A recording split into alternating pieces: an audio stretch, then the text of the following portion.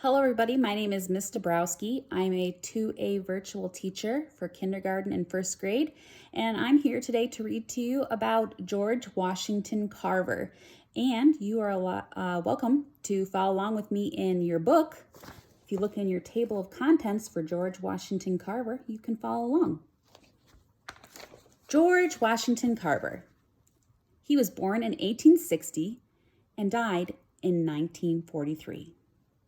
George Washington Carver was a renowned scientist, inventor, and educator. He was the most prominent African-American scientist of the early 20th century. George Washington Carver was born into slavery in Missouri. While he was an infant, he and a sister and their mother were kidnapped and sold to a slaveholder in Kentucky. George alone was returned to his former owner in Missouri.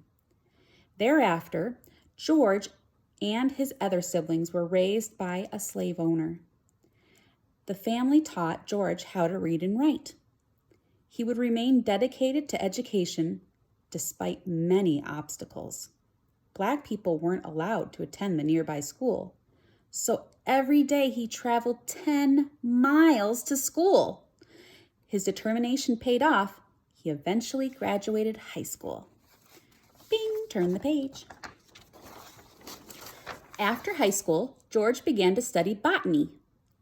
He was the first Black student at Iowa Agricultural College, now called Iowa State University. George proved to be a gifted botanist, and many of his teachers encouraged him to continue to graduate school. In 1896, he was recruited by prominent African-American leader Booker T. Washington to lead the agricultural department at Tuskegee Institute. George's research showed farmers new ways to keep their soil healthy by planting crops other than cotton, including peanuts. If you haven't guessed by now, botany, the study of botany, means the study of plants. If you used your context clues, I bet you could have figured that out. His study transferred the industry. Throughout the South, farmers began to plant and use peanuts in new ways.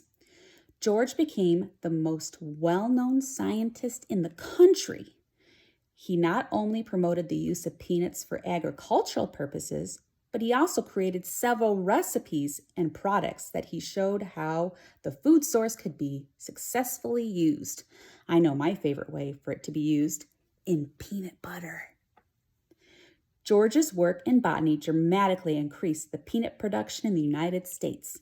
His work gained respect from politicians and scientists, both at home and abroad. His work continues to influence the food and agriculture and botany fields.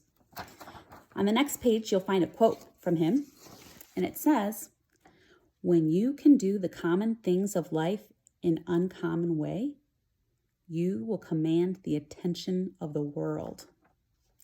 Explore more. This is an awesome fact about him. George Washington Carver discovered more than 300 ways to use a peanut. 300! Wow, that's a lot of ways.